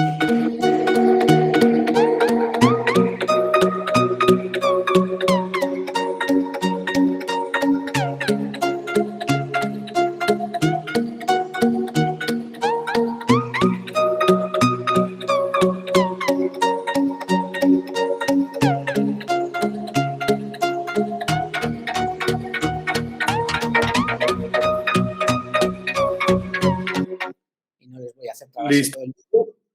Porque no merece la pena. ¿Ven todos esos puntitos? Piensan que son ordenadores o centros de proceso de datos o máquinas dentro de un sistema productivo, algo importante. Pues resulta que no, desde digamos, la conceptualización que haríamos en un primer vistazo. No son ordenadores, no son centros de proceso de datos, eso son cámaras de bajo coste de vigilancia. Es un famoso ciberataque, la primera vez que se atacó a un producto IoT de Internet de las Cosas, pero que afectaba y afectó a grandes sistemas a nivel global porque esos puntos que se encienden eran esas camaritas que lanzaban un ataque de denegación de servicio sobre los servicios de DNS, de resolución de nombres a nivel global. Una vez que se encendían esos puntitos, empezaban a hacer peticiones de DNS, de resolución de nombres, es decir, pedir, para quien no sea experto en la materia, en Internet, cuando ponemos el nombre de un dominio, amazon.es. Realmente lo que estamos haciendo es una petición para que esos servidores de DNS nos den un direccionamiento IP que obviamente seríamos incapaces de memorizar y de conocer si no fuese traducido a un nombre. Bueno, pues la capa más alta de servidores de DNS del mundo, los últimos resolvedores están en Estados Unidos y digamos que bueno, pues fueron atacados con un ataque por denegación de servicio. Les hacían tantas peticiones que no eran capaces de devolver las peticiones y por lo tanto no podíamos acceder a lo que es el servicio al que queríamos acceder. No es que el servicio estuviese caído, es que no podíamos resolver el nombre, no sabíamos dónde estaba, es como si hubiese desaparecido de Internet. Bueno, pues ese es un ataque famoso porque produjo pérdidas millonarias y utilizó una camarita. Y la pregunta es, ¿la camarita que era de bajo coste y que había sido fabricada en cierto país que lo fabrica casi todo, tenía un agujero de seguridad? Porque en realidad cuando compras un elemento de bajo coste, la ciberseguridad no es exactamente estructural al objeto que compras, ¿no? Porque si no encarecería mucho su coste. O, sinceramente, desde la propia cadena logística desde el inicio ya llevaba algún tipo de agujero de seguridad que iba a ser utilizado para esto. Es factible hacerlo porque nadie podemos pretender vigilar la cadena logística tanto como para poder detectar algo en cualquier dispositivo que se fabrica en el mundo. Porque, y volvemos a qué es nuestro día a día, ese vídeo que están viendo ustedes ahora mismo es un vídeo grabado en tiempo real de ciberataques. Y así está el mundo cada segundo del día. Cada vector de ciberataque, lo están viendo ustedes ahí en pantalla, está siendo recogido, los que son detectados, obviamente, no hay un gran número de ellos, y están siendo dibujados en un mapa.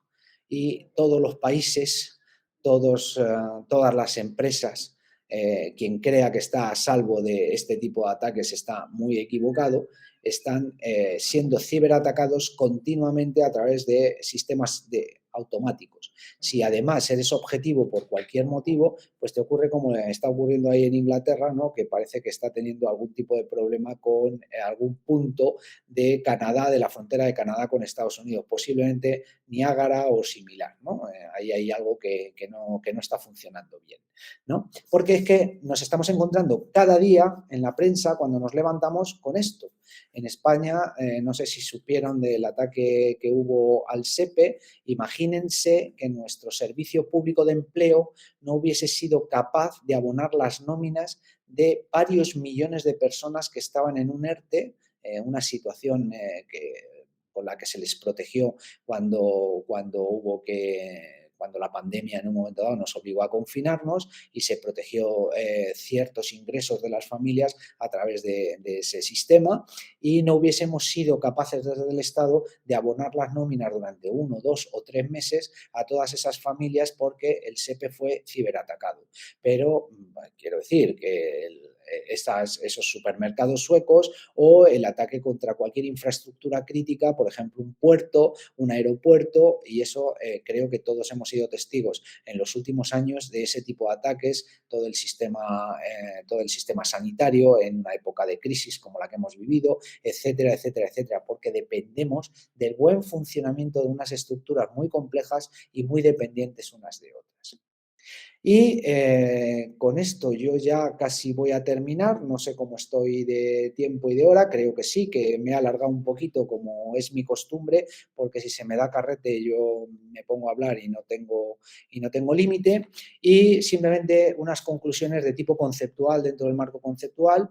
Al final esto va de conocer y de vigilar nuestro entorno, tenemos que tener herramientas que son tecnológicas para conocer y vigilar nuestro entorno, generar inteligencia de qué es lo que nos rodea y de cómo nos rodea y de cómo impacta con nosotros. Sí, y lo siento, hay que dedicar recursos. Esto resulta que es inversión y no gasto. Las empresas, las instituciones que lo reconocen y que actúan en consecuencia son las que primero adquieren las suficientes competencias como para sobrevivir en un mundo tan complejo como el que nos hemos dado. El talento, del que hemos hablado menos de lo que me hubiese gustado. El buen talento todavía es escaso. Si pierdes el talento o si no lo formas adecuadamente, tienes un problema porque eres un zombie como empresa o como institución pero no lo sabes todavía, porque hay unas dinámicas que te permiten seguir sobreviviendo, pero un día desapareces. Y esto se trata de hacer, de equivocarse, de hacer, no de hacer presentaciones de PowerPoint, sino de hacer, de equivocarse mucho. Pero precisamente esas equivocaciones y de la reevaluación de lo que has hecho es cuando puedes volver a hacer con muchísima más precisión, puedes volver a actuar. Y sí, se trata de perder recursos. Aquí, y termino con esto, es un tema de eficiencia cuando estás hablando de seguridad y de futuro de la seguridad. No es perdón, es un tema de eficacia, no de eficiencia. La eficiencia está muy bien para ciertos procesos, pero cuando estás hablando de tema de seguridad, de ciberseguridad, de ciberinteligencia, tienes que dedicar los recursos que sean necesarios para conseguir el objetivo deseado. Si no dedicas todos los recursos que sean necesarios y optas por dedicar los mínimos recursos posibles, no alcanzarás ese objetivo, lo alcanzarás mal, te equivocarás muchas más veces y a medio y largo plazo te costará más. Y cada vez hay menos intervención humana y ya sabemos lo que significa eso, que tenemos que entender la tecnología, aplicarla porque no podemos volver atrás y dedicar los recursos suficientes como para que esa tecnología sea confiable y sobre todo pueda segmentarse en caso de una caída de alguna forma. Ahí tienen mi contacto, espero que les haya resultado de interés. Esto da para muchas horas de conversación. La presentación en principio queda libre porque soy muy partidario del conocimiento libre y que genere, pues eso, discusión, debate y la generación de nuevo conocimiento. Y bueno, pues quedo a su disposición para cuantas preguntas quieran trasladarme. Muchísimas gracias. Muchas gracias a usted, maestro, por la exposición. Y entonces abrimos esta ronda de preguntas. Ya veo por aquí una mano levantada del doctor Ramón, así es que paso a darle el uso de la voz y posteriormente veo también la de Madeleine. Entonces, primero, adelante, doctor. Gracias, muy amable, mi querida maestra Vero. Le cedería el uso de la palabra a Madeleine y ya posteriormente hago la pregunta. Adelante, Madeleine, por favor. Muchas gracias a todos y en particular al profesor. Personalmente me motiva muchísimo el tema y quiero aprovechar, comentar una cosa y luego van dos preguntas. Primero, yo trabajo en el equipo internacional del tribunal y entre muchas cosas tenemos proyectos internacionales, por ejemplo, un observatorio de redes sociales. En este observatorio tenemos un glosario con conceptos de medios digitales y cómo afectan las elecciones, sean derechos, ciberataques, todo, todo, todo. Aún así, obviamente, estoy aprendiendo mucho y más hoy. Y quería comentar un caso muy interesante que es algo que creo que no va percibido en el mundo electoral y es lo profundo y el alcance de los ciberataques. Y hay muchos casos comprobados mundialmente donde hay ataques a teléfonos, celulares o smartwatches el día de las elecciones a tal grado que la gente no sale a votar porque están en sus casas atendiendo ciberataques que están en sus casas y es una forma que no se ha regularizado y que no se ve como un ataque electoral cuando sí lo es. Es muy interesante. Pero bueno, dos preguntas que tiene que ver con justicia abierta y el tribunal. El Tribunal Electoral trabaja muchísimo con justicia abierta, que está basado en los datos abiertos. Entonces, aquí mi pregunta es, ¿cuáles son los riesgos o oportunidades principales de la ciberinteligencia que se debería de considerar en una autoridad electoral? Esto para asegurar una justicia abierta. Y dos, ¿qué opina usted de aplicar machine learning en el Poder Judicial y en particular en las oficinas donde se analizan casos y se dictaminan sentencias? Esto para que la resolución sea más precisa o expedita. Entonces, si se invierte en este tipo de digitalización, ¿cómo y cuánto deberían cambiar los equipos de funcionarios públicos en los tribunales? Gracias. Son preguntas profundas, ¿vale? Entonces, vamos a ver. Sí, la formación que tienen que tener los equipos en un momento dado es diferente, ¿vale? A la formación clásica. Mi experiencia en el Tribunal Constitucional me llevó a la necesidad de adoptar esos sistemas de Machine Learning o de análisis profundo, ¿no? de la terminología, de los términos, de la semántica jurídica, que es complejo, ¿eh? Es muy complejo. Es muy complejo porque lo primero que nos enseñan en las facultades de Derecho es que el lenguaje es vago. El lenguaje jurídico es vago y la interpretación no es fácil ni siquiera para un jurista experto en muchas ocasiones, cuando no tienes la especialización adecuada. Por lo tanto, llevar eso a lo que es la sistematización y el análisis desde el punto de vista de la inteligencia artificial es un proceso muy complejo, pero ya hay tecnologías y ya se están utilizando, ¿vale? Desde mi punto de vista, riesgos. Los riesgos de los sesgos, porque tú estás trabajando con un conjunto cerrado de datos y esos datos ya de por sí tienen sesgos. Esa información tiene sesgo, per se. ¿Vale? Le voy a poner un ejemplo. Aquí en España, hasta los años 70, no se produjo del siglo pasado, del milenio pasado, joder, sí que queda lejos, no se produjo una reforma legislativa donde ustedes, las mujeres, tuviesen plenos derechos, plena capacidad de obrar en el mundo económico. Necesitaban la autorización de su padre o su marido. ¿Qué es lo que pasa? Que todos esos datos de los años 50, 60, 70 en España todavía obran para hacer los análisis de datos. Y hay un sesgo contra las mujeres que hay que abordar, conocer y compensar. Entonces, cuando implantas un algoritmo de inteligencia artificial para dar soporte a los procesos de toma de decisión jurídicos, tienes que tener muy en cuenta la posibilidad de que haya sesgos, tienes que estar reevaluando continuamente los resultados, y tienes que ir incorporando los conjuntos de datos también con un análisis de qué conjuntos de datos estás incorporando para la toma de decisiones. Esas no son las competencias habituales de un jurista, ¿verdad? Por lo tanto, sí que hay que, lo que les he dicho durante la presentación, el tema del legal tech, esos juristas tecnólogos que tienen esa doble capacidad de ver el mundo desde el punto de vista cartesiano y desde el punto de vista jurídico, ¿vale? Científico jurídico.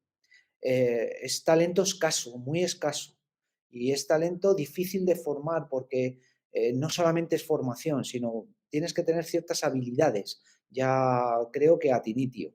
No todo el mundo logra desarrollar esas dobles habilidades de ver el mundo desde el punto de vista científico y humanista al mismo tiempo. Los riesgos de los datos abiertos, pues los riesgos de los datos abiertos, los open data, bueno, yo lo veo desde el punto de vista de la seguridad pública, no lo he analizado desde el punto de vista jurídico, desde el punto de vista de la seguridad pública, esos conjuntos de datos, como todo, es tecnología de doble uso. Se pueden hacer cosas buenas y se pueden consolidar para hacer cosas malas. Y pongo un ejemplo.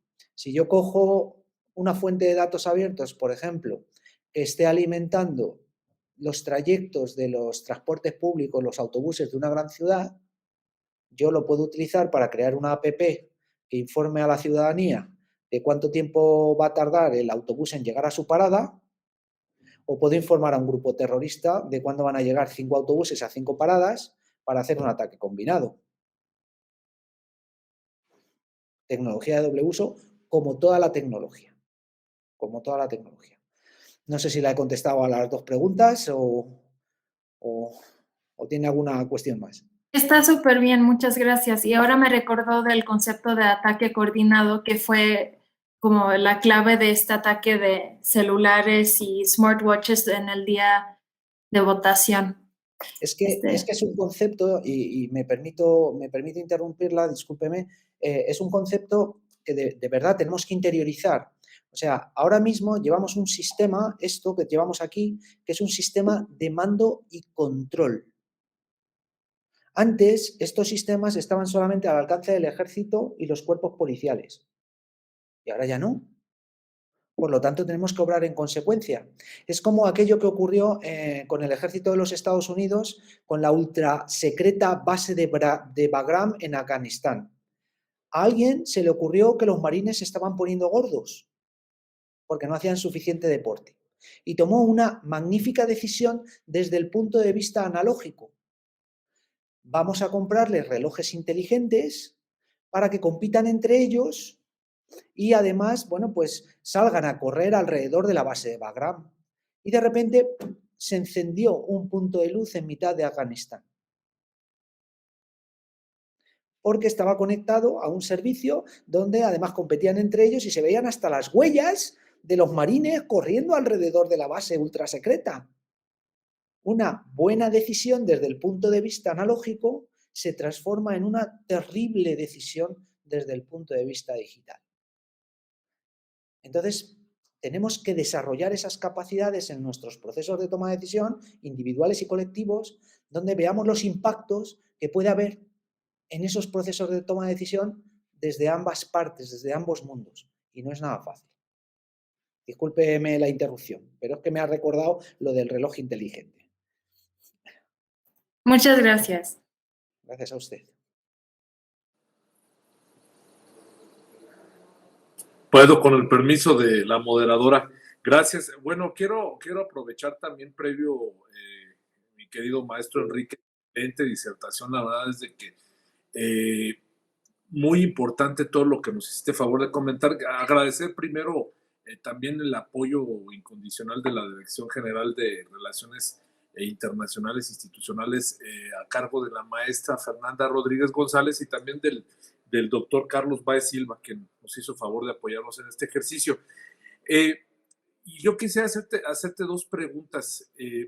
Primero, en este caso que comentabas de los ataques y de lo importante que es la ciberseguridad, aquí en México nosotros hemos tenido algunos problemas concretamente en el tema de los ejercicios de los derechos políticos electorales desde el ámbito administrativo y el ámbito jurisdiccional. Me explico. En el ámbito administrativo electoral hay problemas, por ejemplo, en los PREPs, que se les llaman famosos, el programa de resultados preliminares electorales, porque existen ataques constantes el día de la jornada electoral con la finalidad pues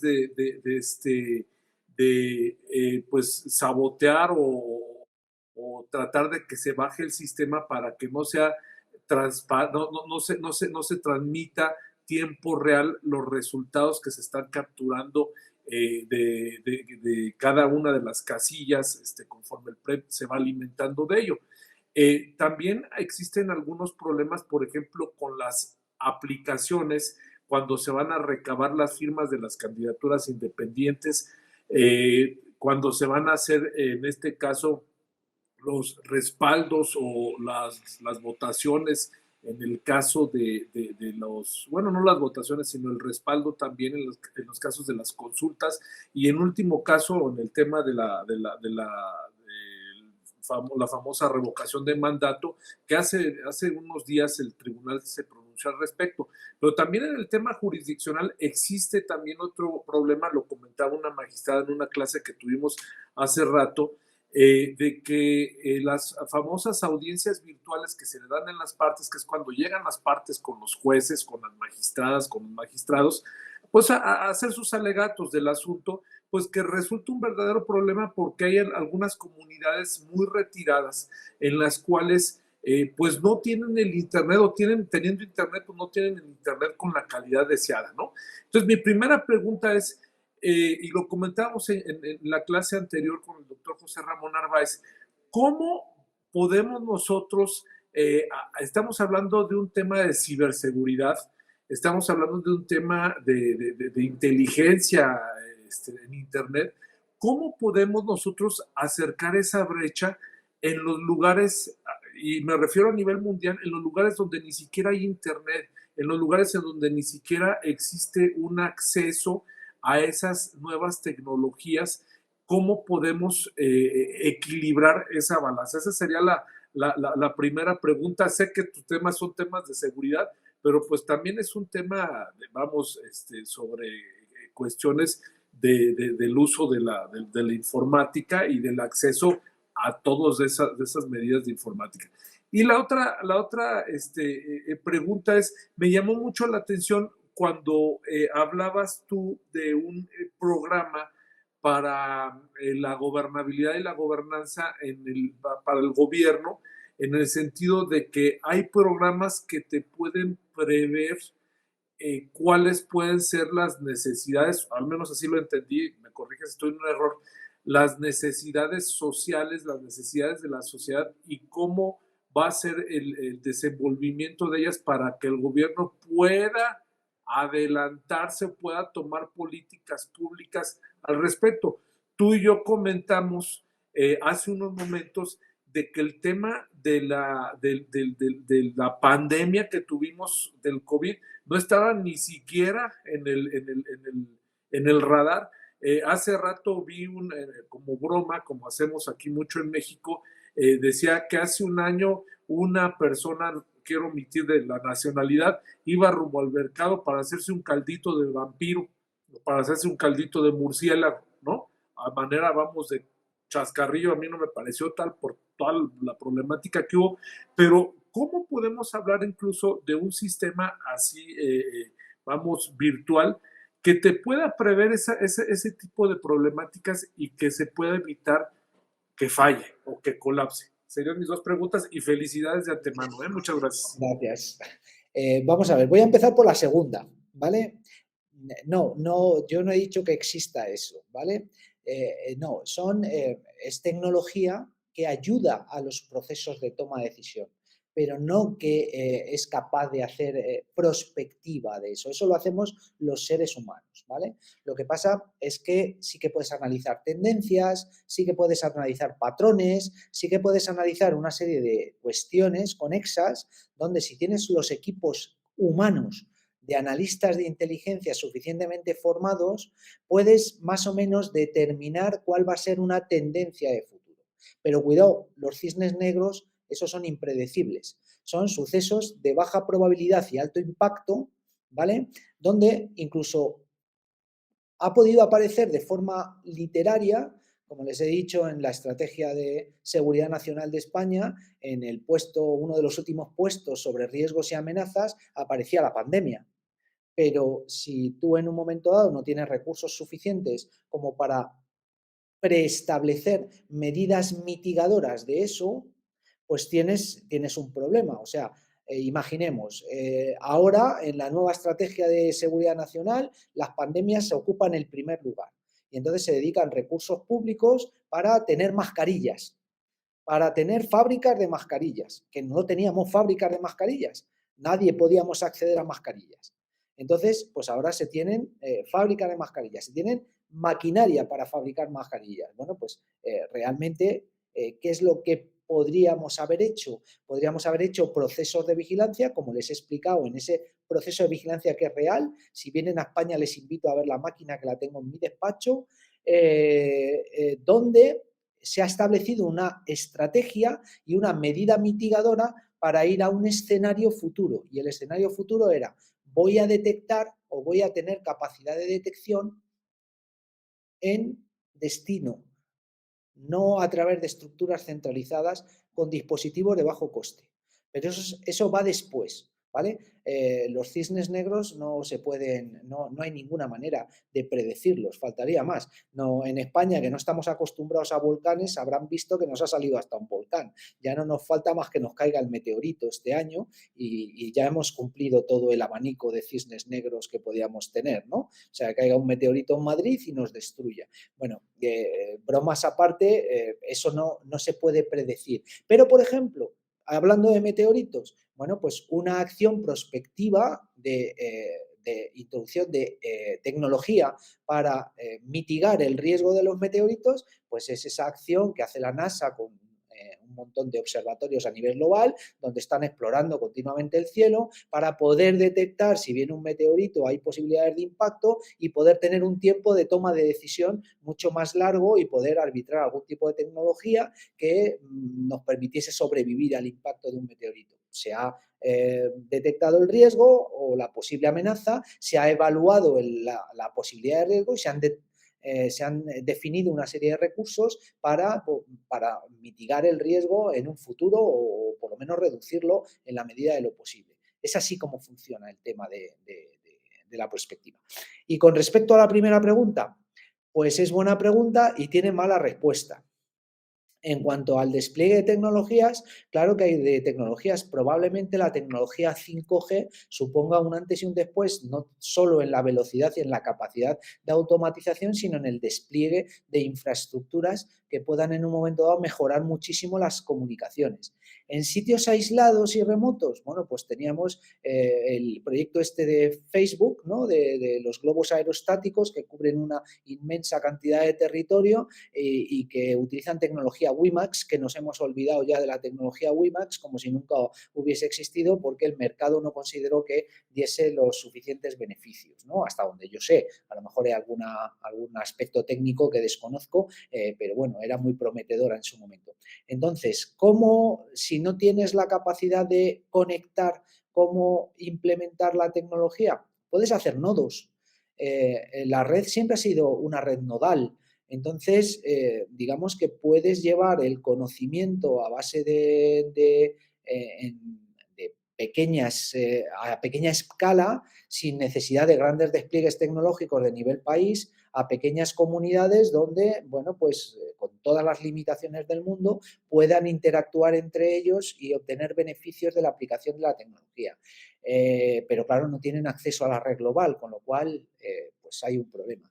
Y también había mezclado entre medias de la pregunta un tema que me apasiona desde el punto de vista jurídico y que no puedo evitar comentar. Tenemos un problema y es un problema de génesis. Entonces ahí, digamos, había un problema de los ataques y ciberataques, has nombrado cuando has hablado, en los procesos electorales, etcétera, etcétera, etcétera. ¿Y cuál es el problema de Génesis? Pues que la red fue diseñada para ser resiliente, pero no para ser segura. La red parte de una cosa que se llamaba ARPANET del DoD, de lo que es el ejército de los Estados Unidos, que estaba diseñada para que un nodo sobreviviese a un ataque nuclear de una cosa que se llamaba la URSS y que desapareció hace bastante tiempo para generar un contraataque. Todos los nodos se conocían y por lo tanto había relaciones de confianza entre los nodos. Y un día resulta que eso desborda y se transforma en una red comercial, personal, civil, donde nadie se conoce. ¿Somos anónimos? No, somos seudónimos, que es todavía peor. Porque la pseudonimia genera problemas legales muy duros, que son los problemas de demostrar quién ha hecho qué cosa en la red. Porque incluso puedes hacer ataques de falsa bandera, puedes echarle la culpa a un tercero, puedes tal, porque los niveles de trazabilidad no son los adecuados como para poder determinar la responsabilidad. ¿Y qué hacemos los juristas? Determinar la responsabilidad. Pero si no podemos determinar la responsabilidad, pues tenemos un problema, ¿no? Por eso hay solución tecnológica. Rehagamos la red. Vamos a generar identidades digitales para personas físicas, para personas jurídicas y, cuidado, para algoritmos de toma de decisión y para cada dispositivo en la red. Así sabemos cuando algo falle o cuando algo sea atacado o cuando algo sea, quién ha hecho qué cosa. ¿Queremos hacerlo? Acabamos con el negocio de las 10 principales empresas del mundo. A mí no me va a contratar ninguna, desde luego. No soy querido por esas empresas. Se puede hacer, pero una identidad digital soberana, reconocida por naciones. Y así la acción de los cuerpos policiales sería viable para generar, para demostrar la responsabilidad, ya fuese económica, ya fuese penal, civil o penal. Pero eso es inviable, eso no se va a hacer, no creo que se vaya a hacer, porque la pseudonimia genera mucha riqueza y genera un modelo de negocio. Muchas gracias, maestro. Antes de cederle la palabra a Juan Ignacio y posteriormente a María Guadalupe, le voy a plantear una pregunta que tenemos desde fuera. Dice, sabemos que una forma para evitar los sesgos en los algoritmos es la revisión cruzada, pero cuando hablamos de ciberinteligencia, ¿qué elementos objetivos deberían tomar en cuenta los analistas para evitar generar una perspectiva de riesgos basada en elementos discriminatorios? Pues implementar la experiencia profesional de analistas avezados que son capaces en un momento dado de abstraerse de los sesgos es una cosa compleja, complejísima. No creo que esté ahora mismo al alcance de la tecnología.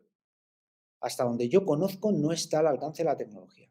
Porque el trabajar es una de las capacidades que tiene que desarrollar un analista de inteligencia, es trabajar en la, digamos, en darse cuenta de qué sesgos tiene. Porque precisamente los equipos de análisis se configuran pluridisciplinares y con capacidades muy diversas y con una diversidad muy amplia. Si es que quieres tener un buen equipo de análisis de inteligencia, tienes que incluir hombres, mujeres, tienes que incluir edades, tienes que incluir capacidades, conocimientos diferentes, precisamente para disminuir la posibilidad de que los sesgos sean los que configuren el resultado del análisis de inteligencia. Implementarlo desde el punto de vista algorítmico, yo ahora mismo a mí no se me ocurre cómo, ya me gustaría, si se me ocurriese, montaría una empresa inmediatamente. Muchísimas gracias, maestro. Adelante, Juan Ignacio. Sí, muchas gracias. Muy buenas tardes a todas y a todos. Me parece muy interesante esta charla y lo que yo me quedo más que una pregunta es una reflexión en el sentido de que el reto más importante que tenemos en materia de ciberseguridad es garantizar la integridad de la información con la que contamos, ¿no? Y que esto es aplicable a ambas partes de la función electoral, tanto la de los tribunales como la de la función administrativa, ¿no? Y creo yo que el principal reto para garantizar esto tendría que ver un poco más con la ética de quienes programan, ¿no? Para evitar que ante la imposibilidad de eliminar los sesgos de los programadores, pues evitar que estos influyan, ¿no? Creo que esas son las dos áreas de oportunidad que yo alcanzo a ver después de escuchar esta charla. Entonces, ese es mi comentario y les agradezco. Pues muchas gracias, Juan Ignacio, porque además introduce un elemento muy interesante. Y es el tema, aunque no lo ha nombrado directamente, pero creo que está conectado y que no me equivoco con su reflexión, es el tema de la responsabilidad de los programadores. No sé cómo funciona en México, pero estoy seguro que funciona de la misma manera a nivel global. Si ustedes se dan cuenta cuando leen las condiciones de adquisición de cualquier software, se lo resumo jurídicamente en dos frases. Después de 50.000 cláusulas, dice, yo soy arquitecto, pero voy a construir un edificio que te voy a vender a ti. Yo lo he hecho de la mejor manera que sé y de la mejor forma posible, pero si se cae no es mi responsabilidad. Y claro, eso es un problema, porque, y ahí es donde ha introducido un elemento muy importante, entramos en problemas éticos. ¿Cómo que en problemas éticos? No, son problemas de responsabilidad. Estoy de acuerdo con usted en que la ética tiene que tener un impacto importante en cómo funcionamos todos los ciudadanos y las ciudadanas en un Estado de Derecho. Tenemos que ser éticos en lo que hacemos, sobre todo si hacemos algo relacionado con un proceso electoral, que es fundamental y es directamente uno de los pilares de un Estado de Derecho. Pero a mí la ética me asusta, porque la ética es difícil de valorar después. Prefiero las regulaciones y prefiero las responsabilidades. Prefiero un régimen sancionador importante si hay un incumplimiento, pero importante. Y es una opinión personal, pero creo que las cosas funcionan mejor con reglas bien diseñadas, bien claras para todos y sabiendo qué sanciones te afectan si incumples. Y los programadores no están fuera de eso. Hay que trabajar en ello para poder tener unas reglas bien diseñadas. Pero me parece, estoy absolutamente de acuerdo con usted, independientemente de esa otra parte.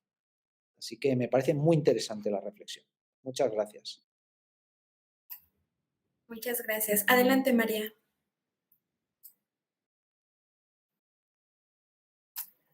No te escuchamos, María. Me parece que tenemos un problema. Si quieres, puedes dejar tu pregunta en el chat. La leemos con gusto y por el momento podríamos irle pidiendo al profesor Enrique Ávila si quiere compartirnos una reflexión antes de finalizar.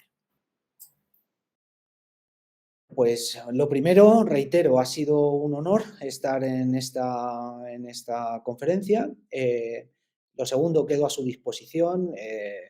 Aunque no les he hablado en mi trayectoria profesional, empecé tirando cables por el suelo y siendo hacker malo, aunque ya han prescrito todos los delitos que cometí siendo un adolescente.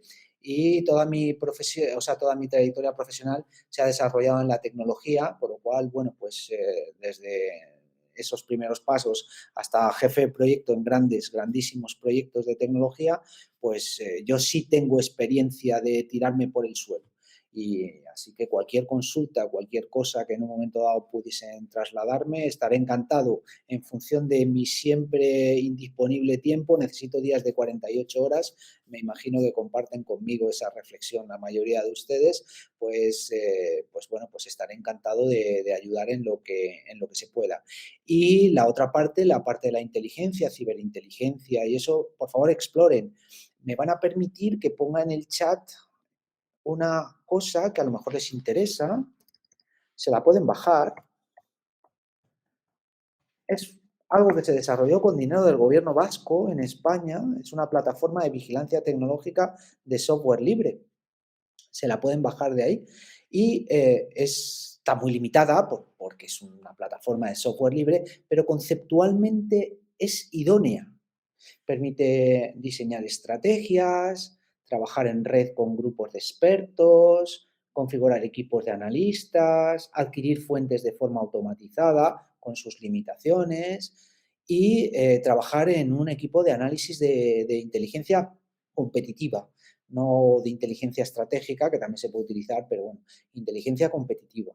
Le falta algo fundamental para su acción como juristas y como tribunal, que es que no tiene acceso a una gestión documental y menos aún a una semántica avanzada. Esos son servicios que se tienen que conectar en las grandes plataformas ahora mismo de provisión de servicios de inteligencia artificial o de Big Data o de tal, y estamos sujetos a esos servicios porque diseñar un servicio de esos desde el ad initio es prácticamente imposible. O sea, ya está fuera del alcance de cualquier organización o institución.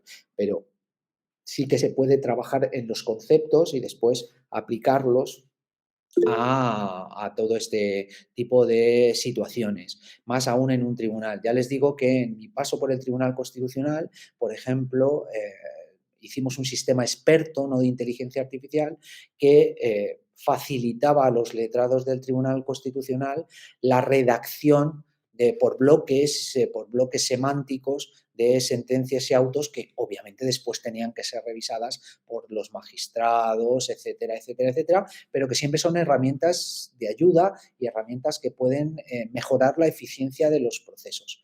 Con respecto a lo de proteger un ataque de denegación de servicio en un proceso electoral, miren, he participado en varios procesos electorales en mi país y hasta una vez nos hemos autoatacado sin querer nosotros por denegación de servicio. Sé las consecuencias que tiene el no proveer de resultados en tiempo real y sé que al final es una valoración del riesgo y una cantidad de recursos que dediques a ciberproteger ese proceso electoral. Aunque dediques infinitos recursos, siempre puedes tener un ciberataque incluso con éxito, porque la seguridad absoluta no existe.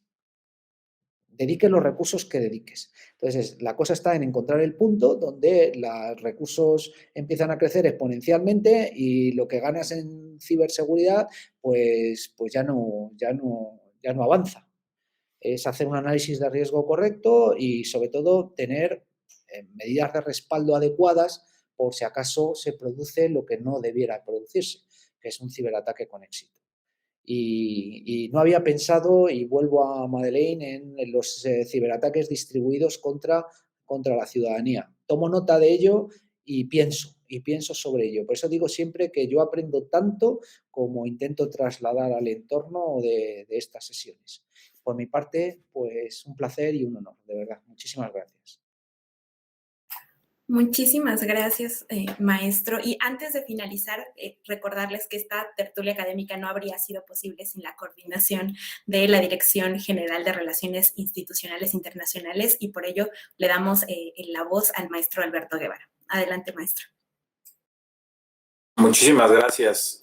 Únicamente para reiterar nuestro agradecimiento, decíamos al principio, esto es posible también gracias a una colaboración de largo plazo que tenemos con el Instituto Universitario y de Investigación Ortega y Gasset, pero sería un agravio no mencionar la gran aportación que ha hecho el doctor Ávila Gómez esta mañana a nuestras reflexiones posteriores sobre el uso de las tecnologías en los contextos electorales, a la seguridad informática, a la protección de datos personales, temas que son transversales a la labor jurisdiccional de nuestro Tribunal Electoral y con lo cual nos llevamos la tarea de cada quien en sus respectivos ámbitos, no solamente reflexionar, sino también construir las actividades, proyectos y programas que correspondan para fortalecer la actividad jurisdiccional desde esta perspectiva.